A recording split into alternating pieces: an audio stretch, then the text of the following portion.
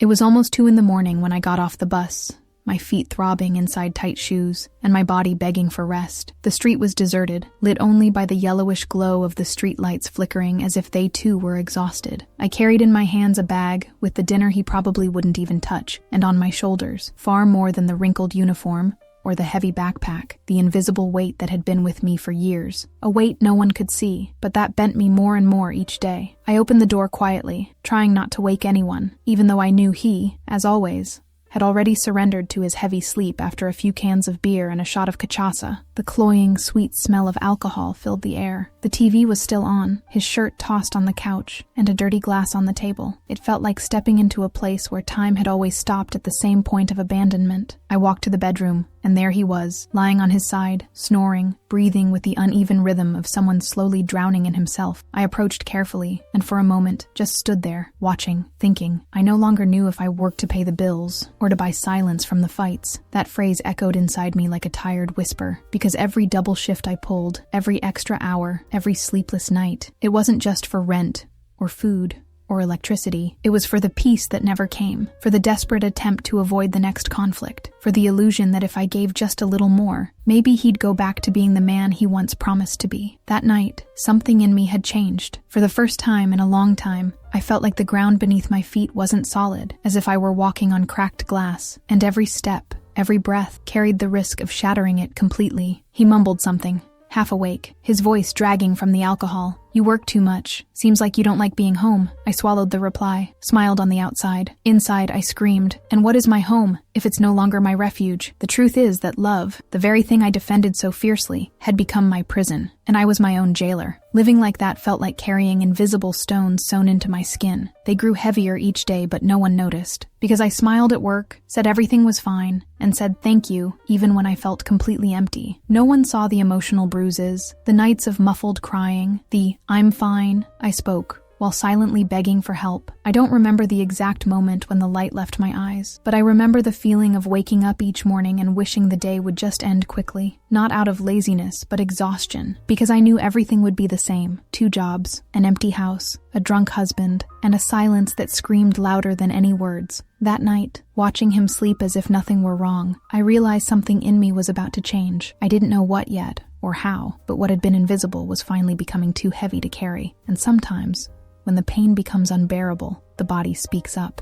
The heart begs, the soul screams, enough. They say that every woman, at some point in her life, signs an invisible pact, an unwitnessed agreement, sealed not with ink, but with swallowed tears and sleepless nights. Mine was signed without me even noticing.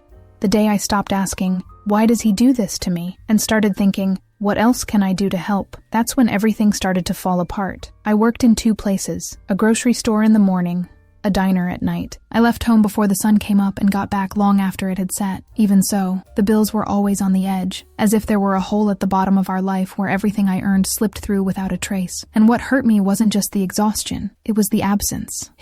The absence of the man who once promised we'd be a team, that we'd build something together, that he'd take care of me. But instead, I was feeding his body while my soul starved. Every morning I left the house and saw the sink full of dirty glasses and empty cans. I felt like I was leaving my dignity in the trash. It wasn't just the alcohol, it was the neglect, the distant eyes, the silence loaded with resentment. In the beginning, I justified everything. I told myself it was just a phase, that he was simply lost, wounded by ghosts from his past that I still didn't fully know. I thought love meant insisting, that loving meant enduring, and that's how I fell into the cruelest trap of all, confusing tolerance with strength. He was never violent, not with his fists, but words.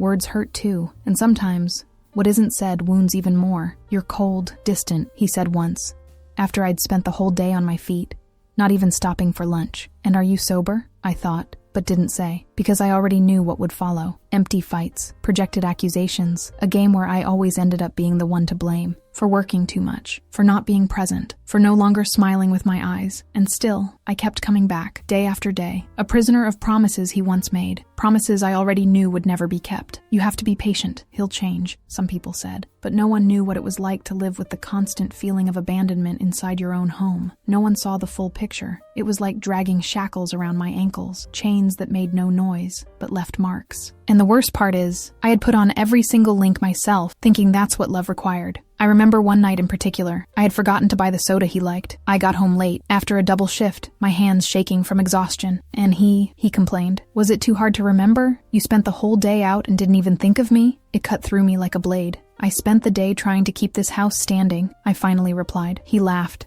A dry, bitter laugh. Then why does everything here feel like it's falling apart? In that moment, I realized he didn't want help. He wanted an excuse, a scapegoat. And I, without even noticing, had handed myself over on a silver platter. But the saddest part wasn't that. It was realizing that I no longer knew who I was outside of that cycle. My identity had dissolved between shifts, apologies, and broken promises. I started to believe that maybe enduring was a proof of love, that if I were resilient enough, he would change, that my patience was the bridge to his healing. Today, looking back, I understand I was wrong. True love should never be a pact of silent suffering. Some people think living with an alcoholic is just about dealing with the drinking, the glass in hand, the stumbling steps, the heavy breath in the air. But no, the real horror lives in the details, in the little signs that repeat themselves until they become part of the scenery. It starts with the clinking of bottles, a dry, metallic sound that shatters the silence of the house like a warning. He's home, and with him,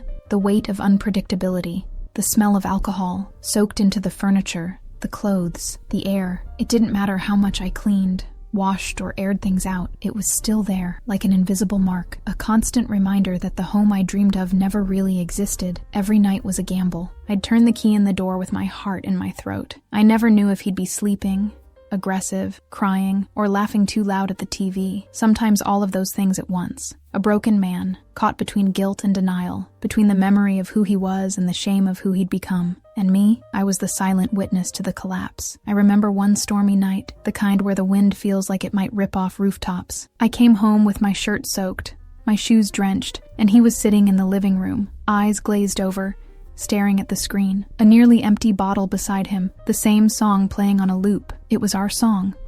An old bolero he used to sing during our early years together. I approached slowly, my heart clenched by a foolish hope. You promised you were going to stop, I said softly, like someone afraid to wake a monster. He turned his face to me, red, tear-filled eyes. Just today, tomorrow I'll get it right. I'd heard that promise so many times it no longer stirred anger or sadness in me, only exhaustion, a kind of tiredness that lived deep in my bones. Living with an alcoholic is like being on a drifting ship. No matter how hard you row, how much you try to adjust the sails, the helm is no longer in your hands.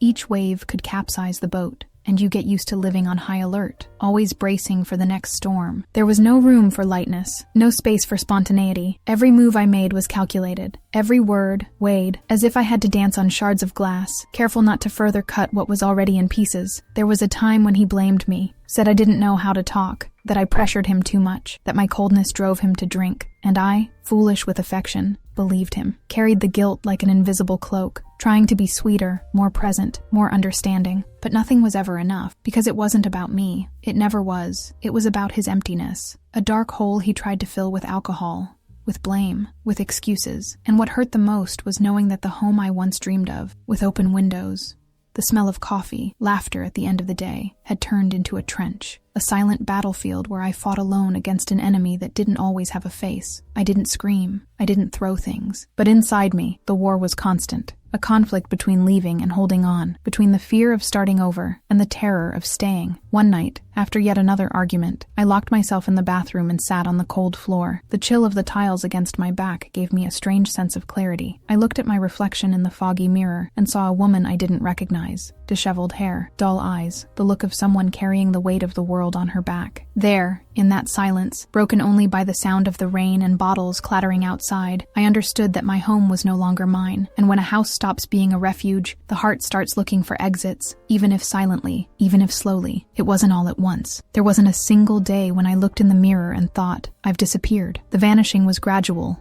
subtle, almost polite. First, I stopped painting my nails. Then the gray hairs started showing, and I didn't chase after dye. Later, the red lipstick that once made me feel alive got left behind, forgotten at the back of a drawer. Not that vanity defines a woman, far from it, but those small rituals were my daily reminders that I existed beyond the roles, the demands, the pain. When they disappeared, my presence began to fade too. There were days I felt like a shadow in the house. I moved, kept everything running, cleaned, cooked, worked outside, but I didn't take up space, as if I had become invisible to the world. And the cruelest part? I started becoming invisible to myself. People slowly drifted away. Friends who used to call just to talk stopped insisting. Maybe they sensed that my energy no longer responded. Invitations to birthdays, coffees, simple get-togethers. I turned them down out of habit, out of exhaustion, out of emotional numbness, until they stopped coming. At work, I was the efficient employee, the one who never missed a shift, who handled everything, who agreed to overtime without blinking. No one there had any idea of the emptiness growing inside me, of how I no longer knew whether I was working to live or to escape the life I had, because work had become my escape,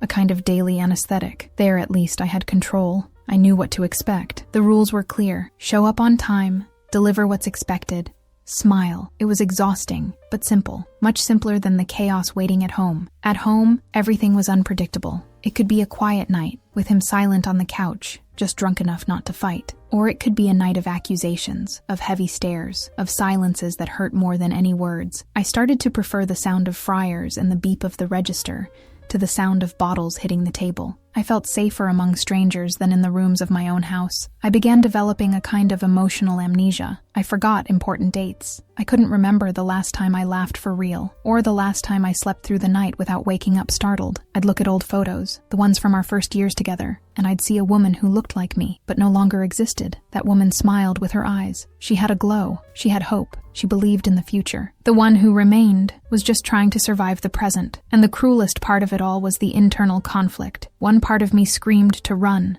to flee, to leave it all behind. But the other still waited, still wanted to believe there was something worth saving, that maybe, if I changed just a little more, if I were even more patient, he might become again the man he once promised to be. It's terrifying how emotional dependency disguises itself as loyalty. I started to dream about alternate versions of my life, small daydreams where I lived alone in a tiny but tidy place, where I had plants in the windows and slept in peace, where no one waited for me drunk, where I could walk in and close the door without fear. Simple dreams, but they felt as distant as another planet. And then came the guilt. Always the guilt. How can I even think of leaving? What if he gets better tomorrow? What if this is just a phase? But it was a never-ending phase. A vicious cycle where I was both victim and accomplice. I saw myself in that role so many times, trying to soothe, to balance, to hold everything up, like a candle burning in a stormy night, lighting the way for someone else, while melting away in the process. I'd look around and see everything working because of me, the house standing, the bills paid, the fridge full, and yet, paradoxically, I felt useless, because despite it all, I couldn't fix the one thing that hurt the most, the emptiness between us. Sometimes I'd just stand still, staring into nothing. I felt a kind of numbness, as if my soul had disconnected from my body. It wasn't physical fatigue. It was existential, a kind of pain without a name, but one that eats away at you from the inside. My thoughts grew quieter, my desires rarer, my days more automatic. And then came the thought that scared me. If I truly disappeared, would he even notice? That day, I sat on the kitchen floor, my head resting against the cabinet, and I cried like I hadn't cried in a long time. But it wasn't the cry of relief or of rage. It was grief for myself, for the woman who once dreamed, longed, believed. She was still there, still breathing, but no longer living. And it was on that cold floor, alone with my thoughts, that a seed began to sprout. Weak, small, timid, but real. The certainty hit me. I couldn't keep disappearing like this, because if I did, soon there wouldn't even be a shadow left of me. If this story has touched you somehow, if something in it echoes inside you, take a deep breath and stay with me until the end. And if it moves your heart, leave a like. Not out of vanity, but because it helps this message reach other women who are also suffering in silence. Subscribe to the channel so you don't miss any real stories like this one, and share in the comments. Have you ever felt like this? Have you ever tried to be strong, too strong, for love? For a long time, I truly believed that love was a remedy, a magical cure, an invisible force that, if applied with enough patience, could heal even the most broken of souls. I believed in that with almost childlike faith, like someone praying for a miracle, even after years of silence. He wasn't a monster. And in a way, that was what trapped me the most. Because monsters are easy to hate. Their pain is obvious, the danger clear. But him, he was confusing. He swung between tenderness and emptiness. He'd kiss my forehead and then vanish for hours with a drink in hand. He'd whisper, "Thank you," days after wounding me with words that echoed for weeks. And that inconsistency, that switch, is what traps you. It confuses. It deceives. He has a good heart. He's just lost. If he loves me, he'll change. I just need to give it a little more time. How many times did I cling to those phrases, like pieces of driftwood in an open sea, not realizing those planks were rotting, dragging me down with them. I remember each broken promise like tattoos in my memory, the birthdays he forgot, the special dates that became just another day, stained with booze and absences. One time, I planned a simple dinner to celebrate our wedding anniversary. I had saved money for weeks, booked a modest restaurant, wore a dress he always complimented. He never showed up. I came home and found him passed out, shirt unbuttoned, bottle half empty. He didn't remember or pretended not to. That night, I lay beside him with a shattered heart. I cried in silence, facing the wall. And still, the next morning, I made coffee, folded his clothes, smiled when he asked me if I was okay. Because love, when misunderstood, can teach us how to betray ourselves. I started living in that cycle of hope and heartbreak. Every small, sober gesture from him felt like a spark of hope. A simple, "I didn't drink today," became a reason to celebrate. "I'll try to stop," became fuel for yet another month of sacrifice. But the harshest truth, the one that took me years to fully accept, is that he didn't change because he didn't want to.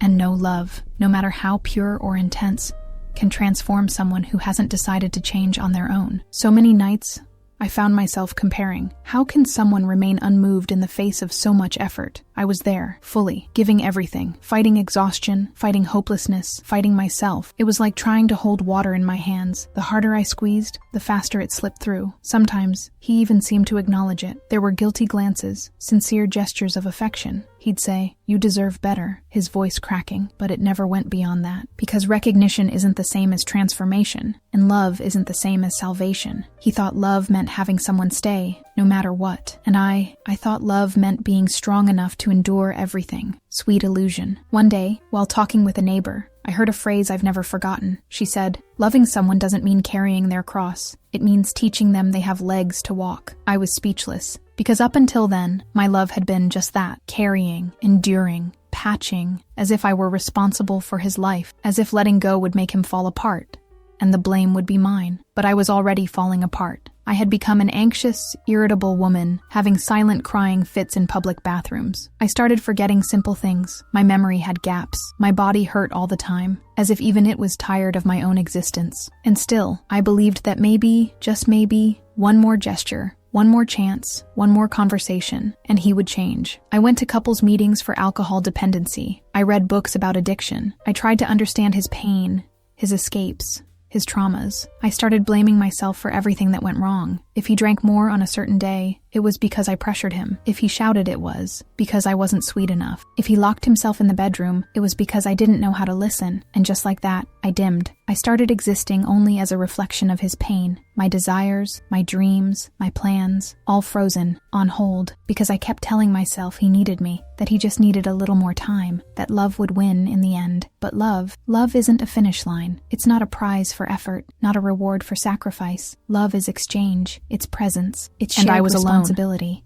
Alone in the effort, alone in the pain, alone in the hope. One day, I had a conversation with the therapist from the support group I had started attending in secret. "Do you still love him?" she asked. "I don't know," I said. "Sometimes I think I love who he was, or who I hoped he'd become." She stayed quiet for a moment. Then she said, "Then maybe it's not love. Maybe it's attachment to the idea of love." Those words cut through me like a knife. I was attached to the story I had created, to the version of him that only existed in my head, to the redemption arc I had written all by myself, one he never agreed to live out. It's hard to admit that someone you love doesn't want to be saved, that they'd rather drown, even with your hand reaching out. But even harder than that is realizing that staying, insisting, is also a form of destruction. Slow, invisible, silent. I spent so long waiting for him to change because of love that I didn't notice how much my own love was destroying me. And in that hard chair at the support group, among other women with stories so different and yet so much like mine, I finally began to understand. Loving isn't holding on until the end. Sometimes loving is having the courage to let go, not to punish, but to survive. For so long,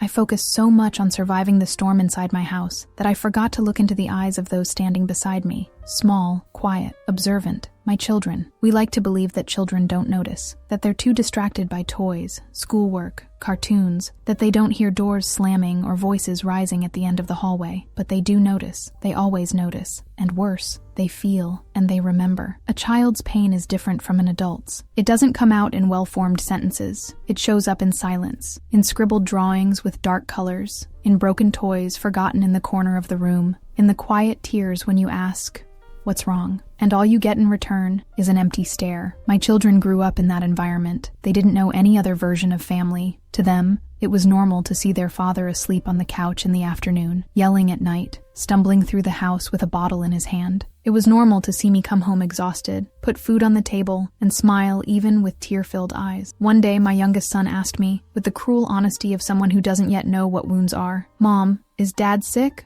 Or just sad?" I froze. How do you explain? How do you translate the emotional chaos of an alcoholic into words that fit into a child's mind? How do you answer without pouring your own frustration into them? I hugged him tightly, said something vague like, "Sometimes adults go through hard times, but the truth is, he already knew, not with words, but in his body, because children feel with their skin, with the atmosphere, with the scent of fear that lingers in the air after a muffled fight." And the cruelest part was realizing that, for so long, I tried to convince them, and myself, that what we had was normal, that it was just how things were, that every family has problems. I became complicit in the silence.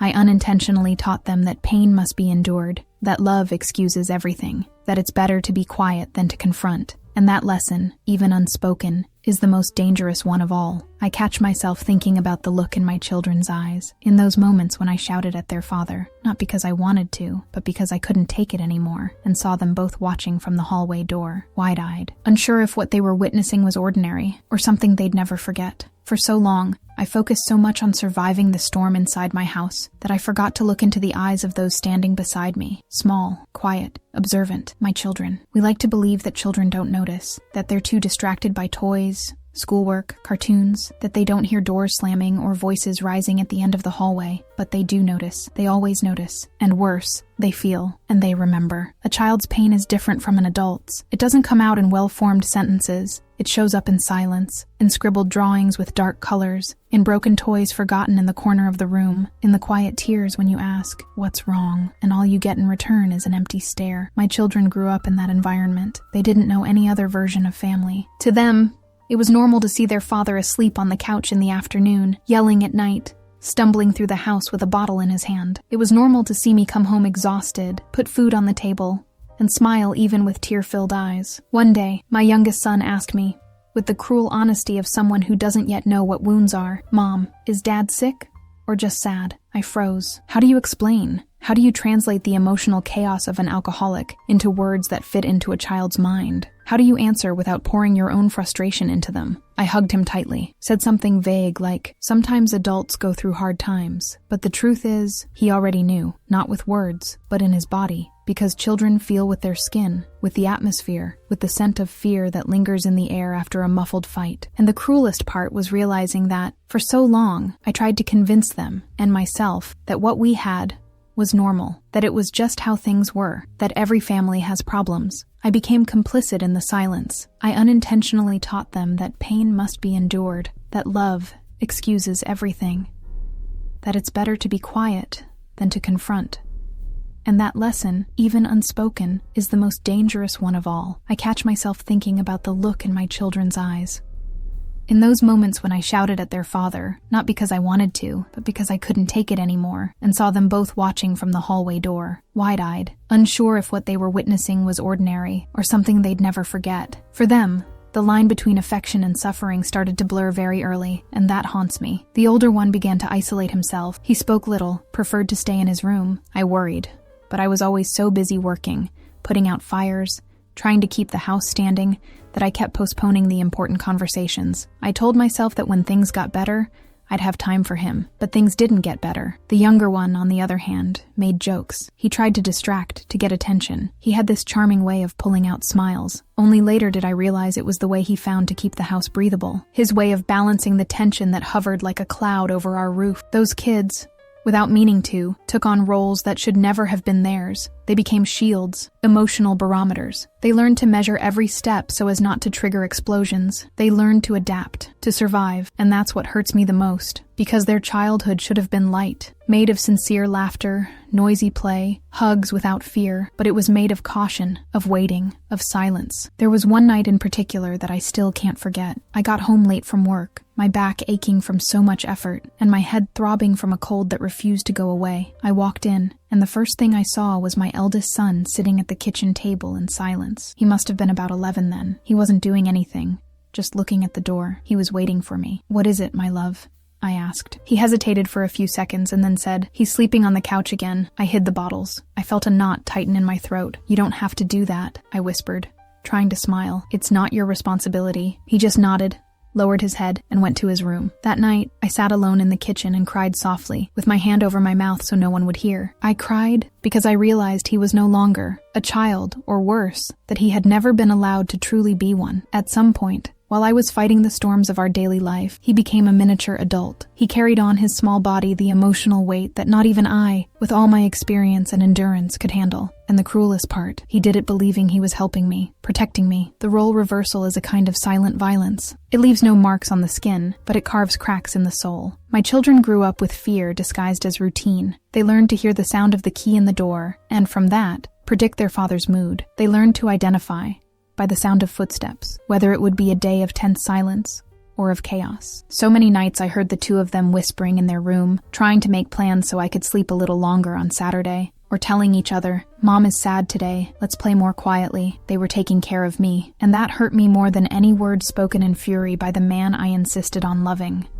Children are not stupid, nor immune. They just don't have the emotional vocabulary to express what they feel, and often, they take on the weight of what they can't understand. A child doesn't think, "My father has a problem with alcohol." A child thinks, "My father is acting strange, and maybe it's my fault." That emotional confusion transforms with the years, and when children grow into adults, the trauma doesn't disappear, it just changes shape. I could see it in small gestures. In the eldest, the need to control everything, the rigidity with schedules, the aversion to surprises, the constant fear of disappointing, as if he lived in an eternal search for stability, the very thing he never had at home. In the youngest, the difficulty of trusting. His relationships always ended early. A single sign of conflict and he would walk away. He was terrified of repeating the story he had witnessed. And that's when guilt bit at my back. Because even having given all of myself, even having loved to the point of erasing who I was, I knew I hadn't protected them enough. Late at night, sometimes lying in the empty bed, I would ask myself, if my son were to live what I lived, would I have the courage to call that love? The answer always came like a blunt punch to the chest. No, I didn't want them to love the way I loved. I didn't want them to confuse surrender with self-destruction.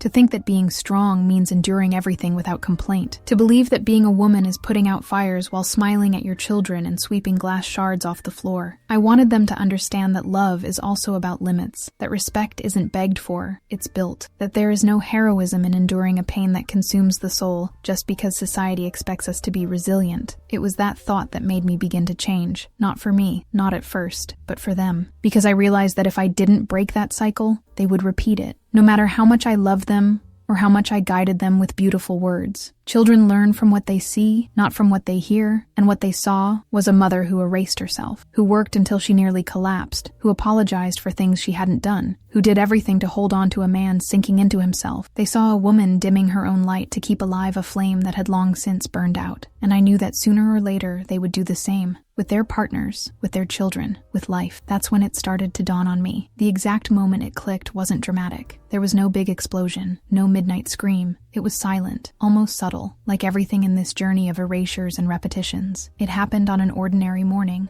over breakfast. We were sitting at the table, me, the boys, and him, who, by some miracle, had woken up sober. He was quiet, eyes fixed on his cup. The boys exchanged tense glances, as if walking through a minefield. One of them spilled milk on the floor by accident, something trivial, but everyone froze, including me. And in that collective freezing, I realized something that pierced right through me. My children didn't know what it was to make a mistake without fear. They didn't know what it was to relax on a Sunday, in the morning. They were always on alert, always calculating the effect of every gesture, every word, as if they were living inside a room with dynamite on the floor. It was in that moment that I understood, with cutting clarity, that the damage was real, that it had already happened, that it wasn't enough to protect. I had to interrupt, break the cycle, even if late, even with pain, even with guilt. The inheritance I was leaving them wasn't made of possessions. but of distorted beliefs. I was teaching them, unintentionally, that love requires suffering, that silence is a virtue, that enduring the unbearable is part of maturity, and I refused to accept that this was all I had to offer them. From then on, I began to observe more, not just them, but myself. I saw myself shrinking in certain situations, silencing my truth out of fear of provoking. I saw myself choosing words as if walking on shards of glass. I saw myself small, smaller than I really was. And most importantly, I saw myself as an example I didn't want to be. That's when I understood that a mother's love is not just physical presence. It's not only feeding, clothing, protecting from external dangers. True motherly love is also saying, this is not right. This is not what you deserve to learn about love. This is not life. And I needed to show them that, not with speeches, but with action. It was the only way to teach the difference between strength and blind endurance, between care and sacrifice, between loyalty and self-destruction. It wouldn't be easy. I knew that. Real change never is. But the weight of keeping everything as it was had already become unbearable. And more than that, it was unfair. Unfair to them, who had the right to grow up free of that fog. Unfair to me, who had also once been a daughter, and inherited pains that weren't mine. I didn't want to pass on the chain. I wanted to be the break. And for that, I would need to relearn how to live, to think of myself without guilt, to look at them, and instead of feeling shame for having let them grow up in that environment, feel pride for having had the courage to change, even late, even tired, because it's never too late to be the woman your children need to see. And that morning, while wiping the spilled milk off the floor, and seeing the frightened look in my son's eyes, I simply smiled and said, "It's okay. We'll clean it up together, all right?" That was all. But it was a beginning, a new beginning. For a long time, I believed that being strong meant enduring. And enduring, to me, meant taking everything without complaint, without breaking down, without letting anyone see the weight I carried on my shoulders. Every morning I woke up as if putting on armor. I faced the mirror, quickly put on lipstick, ran my hands through my hair, and told myself, one more day, you can do it. And I did. I always did. Even when I was exhausted. Even when I cried in the bathroom between shifts. Even when there was no one left to turn to. Strength became an addiction, a kind of identity, a shield that kept me standing, but also distanced me from myself. It was like living inside clothes that were far too tight. I protected myself from the world, but I could no longer breathe. The truth is, no one teaches us that there's a limit to strength, that there's a point where insisting is no longer courage, it's self-destruction. My body started warning me before my mind understood. The pains came disguised, a twinge in my back, shortness of breath with no explanation, sleepless nights even with crushing fatigue. I began forgetting simple words, leaving pots burning on the stove, getting lost inside the very routine I had built, and still, I kept going, because stopping would mean admitting I couldn't handle it, that I was failing, and I had already failed at so many things, in choosing my husband, in hoping he would change, in trying to keep my children untouched, that I couldn't fail too, at being the strong woman. But what is that strength? After all, in practice, it became a prison, a kind of cruel expectation that I myself had fed, because the more I endured, the more people around me thought it was normal, thought it was beautiful, admirable, as if not collapsing was some kind of achievement. She's strong, she's a warrior, she holds everything together on her own. And I smiled, I thanked them, and I stayed silent. Silence was also a kind of strength, a silence that swallowed everything, anger, fear, loneliness, a silence that settled between my teeth and my insides, like a second skin. I remember one specific night. I got home and found everything dark. The kids were already in their room. He, as usual, was on the couch sleeping, or pretending to. The smell of alcohol clung to the air. The dinner I had left before going to my second shift was untouched. I went straight to the bathroom, turned on the shower, and there, under the warm water, I realized I no longer cried like before. Not for lack of wanting to, but because my body seemed to have forgotten how. The lump in my throat was there, as always, but the tears wouldn't come. It was as if even my crying had grown tired. I sat on the shower floor, hugged my knees, and stayed there. I don't know how long. I only know the sound of the water became the soundtrack of my absence, because that's what it was. I was absent. From myself, from my will, from my life. That night, I had a thought that scared me. If I disappeared now, would anyone notice? That idea stayed with me for days, not as a wish, but as a realization. I had become so useful, so indispensable to keeping everything running, that I stopped being a person. I was machinery. I was foundation. I was support. But I wasn't me anymore, and that's when I started to see it. The strength everyone admired in me was the very thing silently destroying me. True strength shouldn't cost health, nor sleep, nor identity. True strength should set you free. But mine imprisoned me, and worse, it was a prison I myself kept locked, out of fear of what I would find outside it, out of fear of admitting that I didn't want to be strong that way anymore. In the following days, I began to observe the women around me more closely, at work, in the bus line, in whispered conversations between neighbors, and in each of them, I saw a piece of myself. Women who laughed loudly, but with hollow eyes, who cared for everyone, but whom no one asked if they were okay. Women who carried heavy bags and hearts full of unspoken things. I stopped to think about how many of us confuse endurance with love, how many believe that enduring everything is a virtue, that suffering in silence is part of the package of being a woman. We were taught to serve, to endure, to stay quiet, for the good of the family. But no one taught us that this can kill us from the inside. And that's what I began to realize, that the strength I had been so proud of wasn't healthy. It was a form of slow emotional suicide. I didn't notice when I stopped making plans, when I stopped dreaming, when everything became just about surviving the next week. I no longer made wish lists or planned trips. I couldn't remember the last time I had bought something just for myself, not out of necessity, but for pleasure. It's this kind of erasure we don't see in movies. It isn't cinematic. There are no dramatic tears or powerful lines. It's just a succession of small nothings that together turn into a giant emptiness. And in the middle of that emptiness, I kept functioning. I woke up, I worked, I cooked, I cleaned. I answered with, "I'm fine, just tired," every time someone asked, because telling the truth that I was on the edge of collapse felt too heavy for anyone's ears. Strength had become a trap, a role, something that forced me to keep going even when everything inside me screamed, "Stop," until one day, my body decided to stop for me. I was at work, organizing stock, when I felt my vision darken, cold sweat, trembling hands. The ground seemed to float. I sat down, breathed deeply, tried to hide it, but I couldn't anymore. They took me to the ER, blood pressure through the roof, suspected physical and emotional burnout. The doctor looked at me with a weary expression, one that seemed to say, "You're not the first." He asked about my routine. I told him. He listened in silence. In the end, he said something that sounded like a sentence. "What you're living isn't life. Your body has been warning you for a long time, and if you don't listen now, it's going to scream louder." I went home with medication, recommendations for rest, and a pain in my chest that wouldn't go away. But the pain wasn't physical. It was the pain of having driven myself to that point, of having confused the role of woman with that of martyr. Because deep down, that's what I had become, a martyr. Someone who gives so much she dissolves, who tries to hold everyone else up while sinking, who believes that loving means erasing yourself, who thinks protecting others matters more than caring for herself. And I began to realize that this wasn't love, not courage, not loyalty. It was fear. Fear of admitting I couldn't take it anymore. Fear of seeming weak. Fear of being alone. Fear of hearing, "I told you so." But it was also pride. The kind of pride that doesn't let us ask for help. That makes us think handling everything is proof of worth. That forces us to keep going even when everything inside us is already dead. And in that state, medicated, lying on a mattress that felt harder than ever, I realized I wasn't strong. I was destroyed. And maybe the very first sign of true strength was exactly this, admitting I couldn't anymore. In the days that followed, I began to observe the women around me more closely, at work, in the bus line, in whispered conversations between neighbors, and in each of them, I saw a piece of myself. Women who laughed loudly but had hollow eyes, who cared for everyone, but no one ever asked if they were okay. Women who also carried heavy bags and hearts full of unsaid things. I stopped to think about how many of us confuse endurance with love. How many believe enduring everything is a virtue, that suffering in silence is part of the package of being a woman. We were taught to serve, to endure,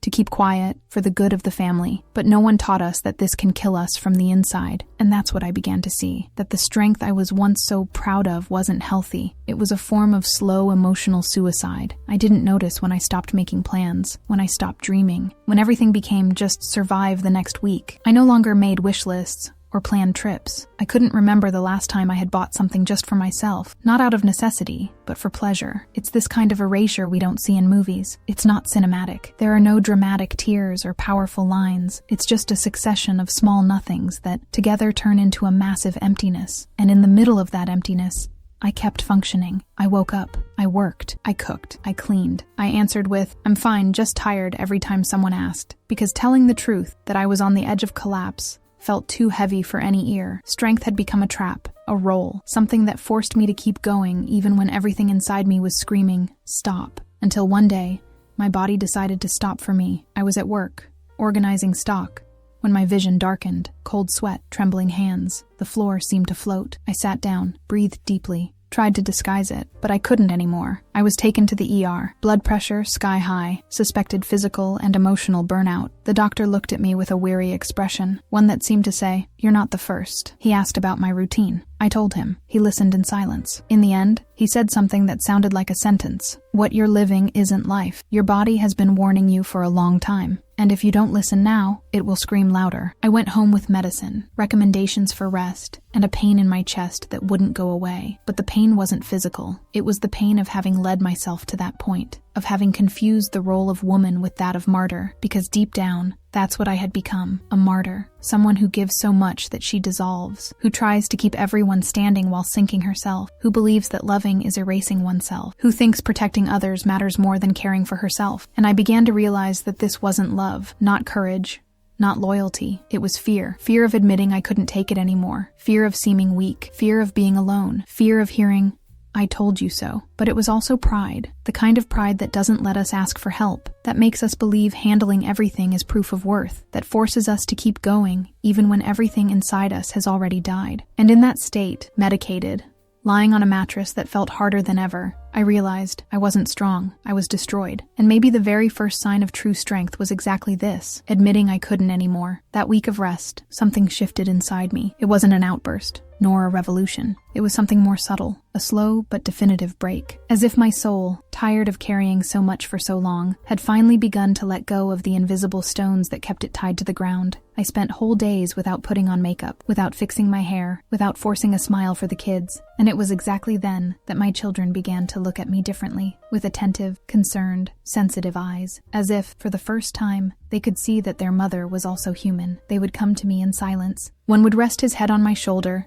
the other would bring me a glass of water. Small gestures, but deeply symbolic, because unlike what I had imagined, they didn't need an invincible mother. They needed a present one, a real one, someone with whom they could feel, cry, learn. It was at that point I understood. That strength I had always admired wasn't something that lifted me. It was something that disconnected me, that pushed me away from them, away from myself. Real strength, I realized, is the one that allows you to fall, that recognizes limits, that knows how to say, "I can't, help me, I can't take this anymore." Because those who truly love want to see the other alive, whole, and not bleeding inside just to keep up appearances. Over time, I began trading silence for conscious pauses. Instead of swallowing everything, I started writing. I would grab an old notebook, and on sleepless nights, jot down loose phrases, memories, confessions I never had the courage to say out loud. One night I wrote, "How many times did I look in the mirror and not recognize that woman? I was a survivor, but I wasn't living." Reading that softly to myself hurt, but it also freed me, because for the first time I managed to name what was destroying me. The weight of pretending everything was fine, the mask of absolute strength, the obligation of saving someone who didn't even want to be saved. And little by little, I began to accept that it wasn't my mission to hold everything up alone, that it wasn't my responsibility to heal another at the cost of myself, that my life mattered too. One day, I walked to the hallway mirror, the same one I had avoided for years. I looked at myself. I was thinner, my hair dull, my eyes sunken, but there was something new there, a kind of raw sincerity. And I whispered to myself, "I don't need to endure everything anymore." It was a whisper, but inside me, it sounded like a scream of liberation, because resisting until the end isn't always noble. Sometimes, it's just a form of slow death, and deciding to stop, to protect yourself, to choose yourself, that yes, is the most courageous strength there is. I remembered a tree that once stood near my grandmother's house, strong, thick, it resisted every storm. It was immense, majestic. But one day, without warning, it fell. It fell whole. On the outside, solid, but inside it was hollow, rotten from having resisted in silence for too long. I didn't want that fate. I wanted to be a root that nourishes, a trunk that breathes, a branch that grows toward the light, even if that meant rebuilding myself from zero, even if I had to disappoint people, break pacts, unlearn what I had been taught about strength. And that night, lying in bed, I stared at the dark ceiling and thought, being strong isn't about never falling. It's about knowing when to get up, and knowing when you don't have to carry what isn't yours anymore. The realization didn't come all at once. There was no explosion, no cinematic revelation, no scream that suddenly put everything in place. It came quietly, the way truths usually do, like a drop that insists, day after day, until it breaks through stone. It was an accumulation of sleepless nights, Swallowed words, small collapses ignored. I thought I was in control, but control was only the illusion that kept me functioning. And like every illusion, one day it cracked. It happened on an ordinary dawn. I had just come back from my second job, feet throbbing, back tight. I walked into the living room and found him there, as so many other times, sprawled on the couch, TV on, empty glass in hand. Whether he was asleep or passed out didn't matter anymore. I walked past him like someone passes by an old piece of furniture. I didn't even feel anger, just a kind of ancient weariness, ancestral, as if I were carrying the weight of many women before me. I went into the bedroom, carefully took off my shoes, sat on the edge of the bed, and suddenly, without warning, I began to tremble, my whole body. It wasn't cold, it wasn't fever. It was as if, finally, the system had shut down. My body was saying, "Enough." I cried, but not that gentle crying that comes with relief. I cried like someone breaking, like someone emptying out, like someone who, finally, understands she has lost something irretrievable, herself. And it was there, sitting alone in the dark, that the truth finally hit me. Not in the form of anger, not in the form of vengeance, but as a bitter clarity. I was fighting for someone who didn't want to be saved. And more than that, I was drowning while trying to keep him afloat. I had spent years making plans for him, dreaming for him, justifying his failures with wounds that weren't even mine. I had spent years creating excuses. It's his trauma. He had a hard childhood. He just needs support. And I became the woman who put out fires alone, while he threw matches into the wind. In that instant, something inside me broke for good. It wasn't hatred. It was exhaustion. The exhaustion that arrives when you realize you're in a solitary war, when the other person had surrendered from a long time ago.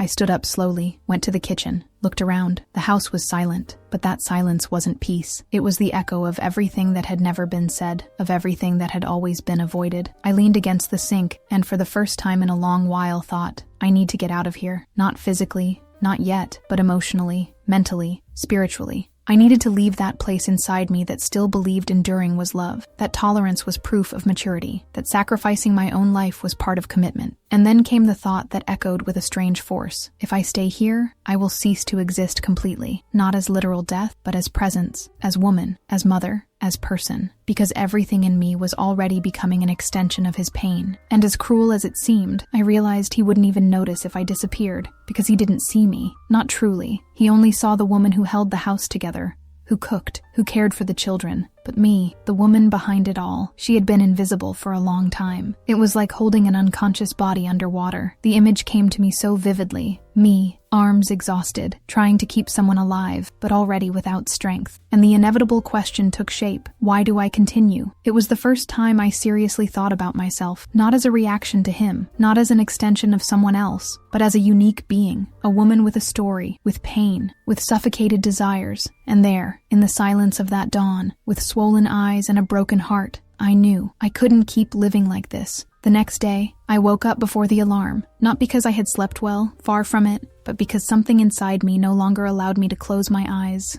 without the weight of awareness poking at me. I sat on the edge of the bed and stayed there, motionless, feet on the cold floor, breathing heavily, like someone about to do something irreversible. The house was still asleep. He was snoring on the couch. The boys were in their rooms, and me. I looked at the front door as if it were a portal, not to run away, but to step out of myself. That version of me that had learned to survive through effort and self-denial no longer fit. I began to question small, but fundamental things. Why do I keep making his dinner if he never says thank you? Why do I care about the clothes he'll wear if he never notices me? Why do I keep up this exhausting routine if no one even sees my effort? The answers were always the same, because I've always done it this way. But doing something for a long time doesn't make it right. It only makes it habitual, and what repeats too much, without reflection, becomes a prison. That morning, I didn't make breakfast. I didn't clean up the mess from the night before. I didn't fold his blanket. I just sat at the kitchen table with a cup of tea, staring at the window, trying to remember a single time he had done that for me. I couldn't remember, and that hurt, because I realized that my entire life in that house was a one-way flow. I gave, he received. I carried, he consumed. I tried to save, he sank. It was in that moment that I realized something so obvious it felt like a cruel joke. I was trying to rebuild a bridge alone, but he didn't even want to cross it. I had spent years believing that if I were patient enough, strong enough, loving all the time, he would change, that he would see what I did, that he would value it. But it wasn't a matter of effort, it was a matter of choice. And his choice had been made a long time ago. He chose to stay where he was. He chose the drinking, the comfort of habit,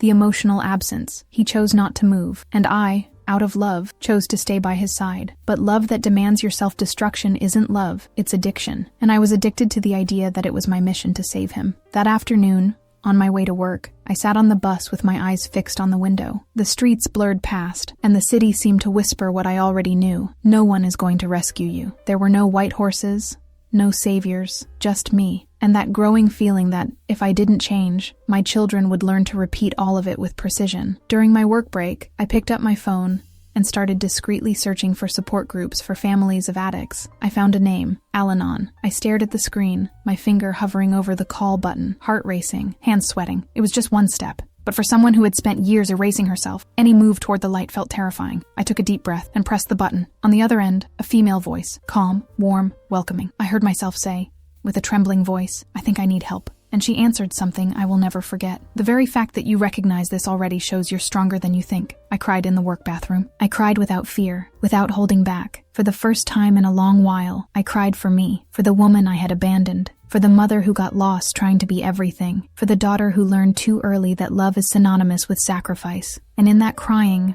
something inside me began to reorganize. It wasn't yet a decision, not yet a plan. It was only the beginning. But sometimes all we need is a crack, a starting point, and mine had arrived. The truth doesn't crash down with noise. It falls with an inner echo, a whisper that says, "This is not life. You deserve more." And for the first time, I started to believe it. The days after my first contact with the support group weren't magical. There was no instant turnaround, no immediate relief. What there was discomfort, an honest, necessary discomfort, as if I had spent years wearing clothes that were far too tight, and only now, upon taking them off, could I feel how much they had hurt me. I began to notice more, and not just him, but myself. Every gesture that used to be automatic began to carry a new weight. When he asked me to fetch something he could get himself, I hesitated. When he complained about dinner being cold, I took a deep breath and didn't rush to please him. When he raised his voice, I didn't bend under guilt as before. Not because I wanted to provoke him, but because I was finally stepping out of the place of servitude, where I had placed myself for so many years. And he noticed, not with words, but with the discomfort in his eyes. He began to test me in other ways, subtle ironies, poisoned little comments,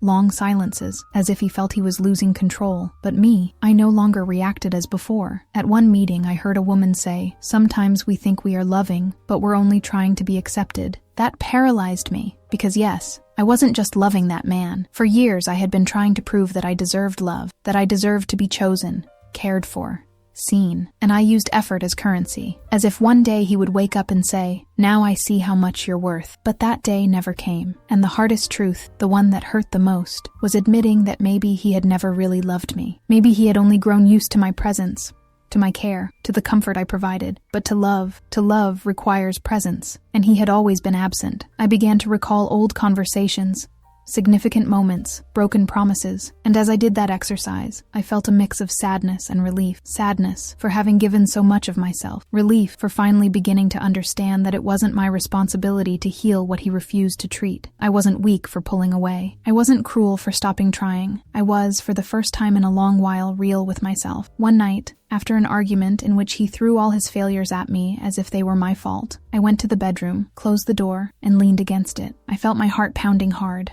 my eyes burning, but instead of crying, I smiled. A discreet smile, small, but steady. It was the smile of someone who, for the first time, saw the way out not as abandonment, but as salvation. That dawn, I wrote in my notebook, "I am no longer waiting for him to change, not because I gave up on him, but because I began to choose myself." That sentence stayed with me in the days that followed. It was like a password, a key that opened a new perspective. I didn't need to explode, or scream, or make a scene. I just needed to keep choosing myself, one gesture at a time, one refusal, one pause, one boundary. And with that, little by little, the guilt began turning into courage. The quiet courage of someone who understands that letting go of someone isn't wishing them harm, it's refusing to drown with them. Because in the end, loneliness with someone is more cruel than being alone. And I had already spent too much time beside someone who only knew how to take and never to give back. The realization fell like autumn leaves, without fanfare, but with purpose. One by one, I let fall the illusions, the fantasies, the unfulfilled dreams. And what remained, after all that, was something I never thought I'd find again. Myself. Liberation isn't like in the movies. There's no door opening with light at the end of the hallway, no triumphant scream, no soundtrack. Liberation, in real life, begins quietly, almost timidly. It's an inner movement, a shift of axis, a brief pause in which you, for the first time, ask yourself, what if I don't have to live like this anymore? It was with that question that I began to move. I still lived in the same house, still shared a roof with him, still woke to the smell of alcohol and the muffled sound of the TV blaring late at night. But, inside me, something had already changed. The hope that he would change had been replaced by the certainty that I could no longer erase myself. It was like starting to dismantle a wall from the inside out. The first step was seeking help. Real, concrete help. Not the empty advice from neighbors or the ready-made phrases from social media, but real help, therapy, a support group, a space where I could exist without the weight of pretending to be strong. At my first therapy session,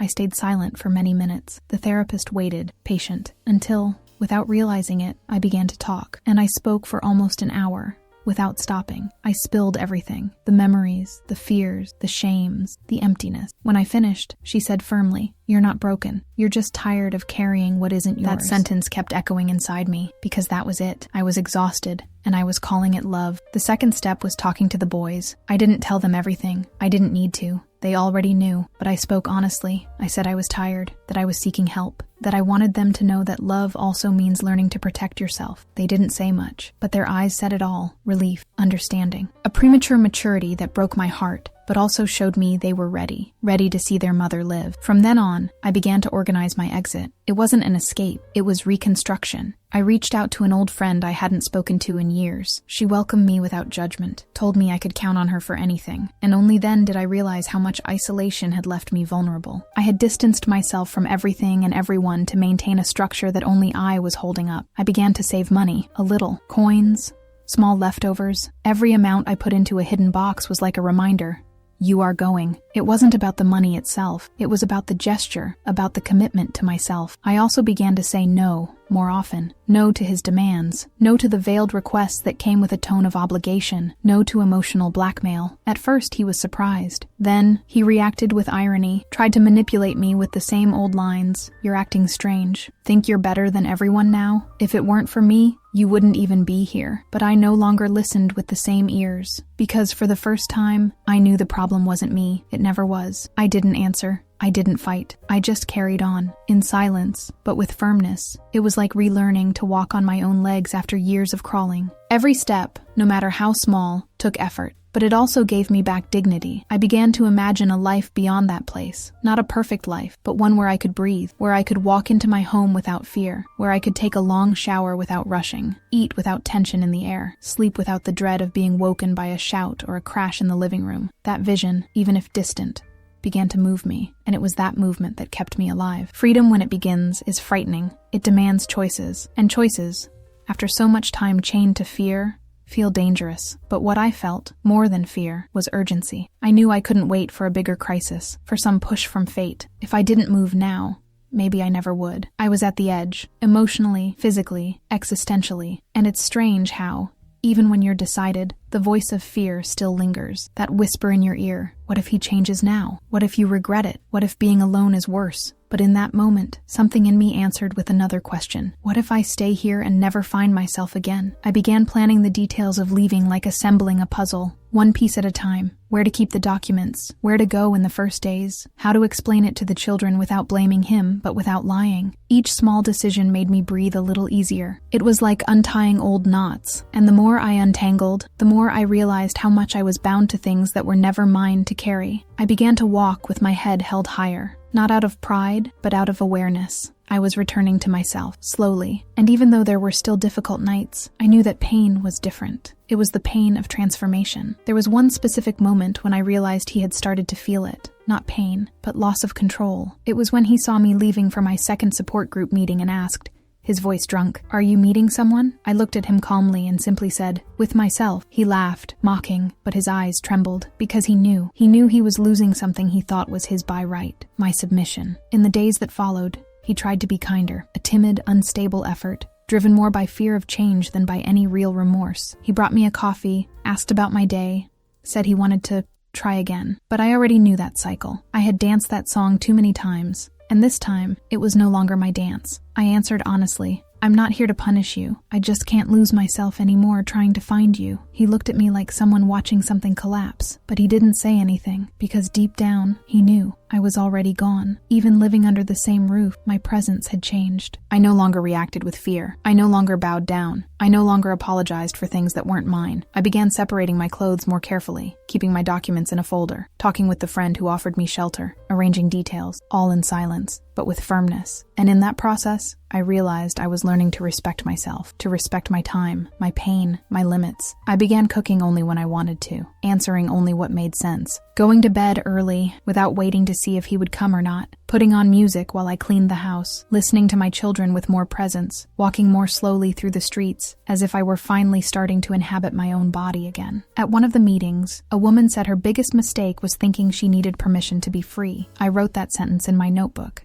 and underlined it hard. Freedom isn't asked for, it's taken, it's chosen. And that's when I understood that the first step wasn't leaving the house, it was leaving the illusion. The idea that I needed his validation, the belief that I only had value if I could save him. Because love isn't constant sacrifice. It isn't blind insistence. Love in its purest form is also self-love, and I was finally learning to love myself without depending on the reflection he gave me. And at the end of that month, with the money I had saved, my documents organized, my children prepared, and my heart lighter, I looked around and realized I wasn't running away. I was setting myself free, and liberation sometimes is a silent act. No shouting, no drama, just one step, then another, and another, until, before you realize it, you're already too far to turn back. In the end, the first step wasn't physical, it was internal. It was when I stopped asking for permission to live, when I stopped justifying my pain, when I understood that the love I needed wasn't his, it was mine. There was no audience, no applause, no one to lift me onto a stage and say, "You made it." But inside me, there was a new foundation, a silent, steady base, built with the pieces of what was left after the collapse. The feeling was strange, a mix of relief and mourning, because as toxic as that life had been, it was still the only one I had known. And leaving it behind also meant leaving behind a part of myself, the part that believed for so long that being a woman was synonymous with renunciation. I began putting together a discreet bag with the most essential items, nothing too obvious. Documents, a change of clothes, some money, like a woman living on a border, ready to cross at the slightest signal. But even that gesture wasn't about fear anymore. It was about preparation, about responsibility to myself. One night, while organizing old papers, I found a letter I had written years earlier and never had the courage to deliver. It was an attempt to explain everything I felt, a silent scream. I read every word, and instead of revolt, I felt compassion for the woman who had written it, for the woman who had endured so much. I didn't tear up the letter, nor did I give it to him. I kept it as a reminder, as proof of the path I had walked. The day I left, the sky was overcast, but inside me, there was light. Not a euphoric light, but a calm clarity. The boys were ready, sad, but aware. He was still asleep when I closed the door for the last time. I didn't leave a note, nor an explanation, because deep down, he already knew, and so did I. As I crossed the sidewalk,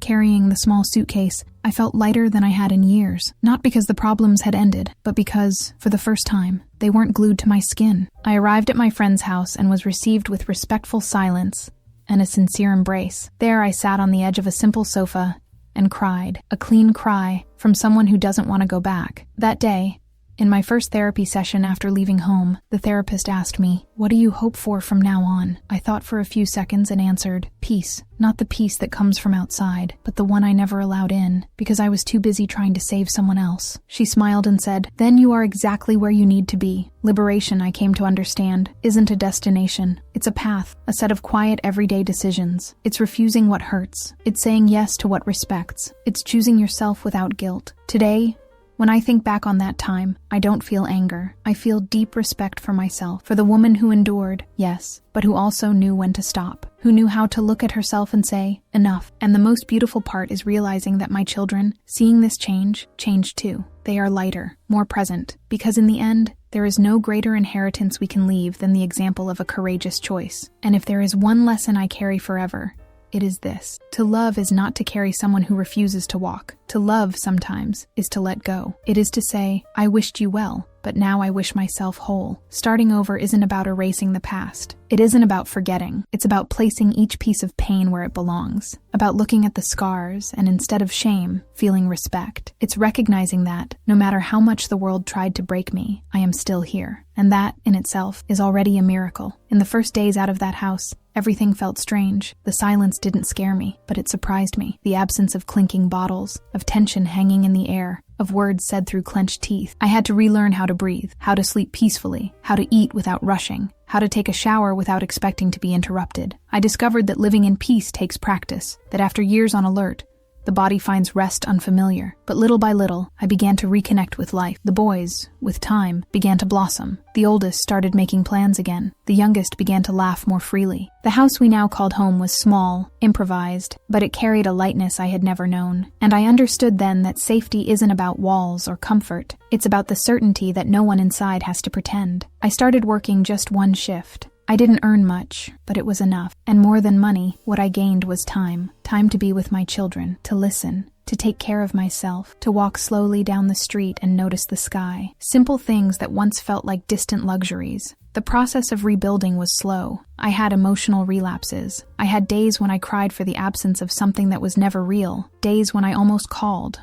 Almost went back, but I didn't, because now I knew missing something doesn't mean it was good. It only means it's gone. On a quiet night, I wrote in my notebook, I don't want to love with pain anymore. I want to love with presence, with lightness, with truth. And above all, I want to love myself with that same care. That's when I began to understand what self-love really was. Not the kind made of cliches, mirrors, and red lipstick, but the deep, quiet kind that says, I am enough. The kind that doesn't ask for approval or permission. The kind that stands firm even when no one is applauding. Day by day, I was being reborn, not in the form of euphoria, but of serenity. I discovered new parts of myself. I went back to reading, to writing, to drinking hot coffee while sitting on the porch, to walking barefoot, to listening to music without having to turn down the volume. I reconnected with friends, rekindled ties with people who, out of love for me, had stepped back when I insisted on living erased. I apologized to some. I received hugs from others. And most importantly, I heard, "It's so good to have you back."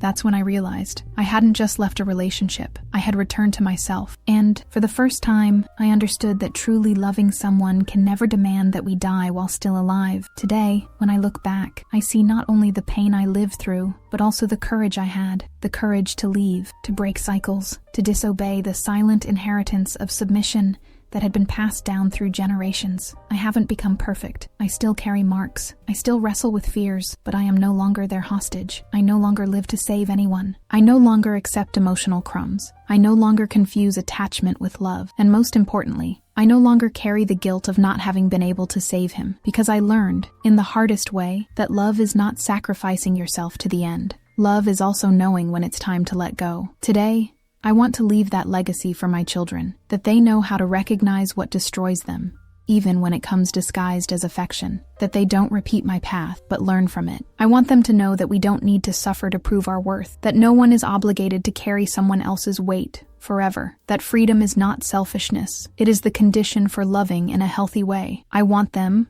when they remember me, not to think only of the woman who endured, but of the woman who one day looked at herself and said, enough, and that, in saying it, she did not become bitter, nor cold, nor vengeful, but alive. How long will you keep confusing love with torture,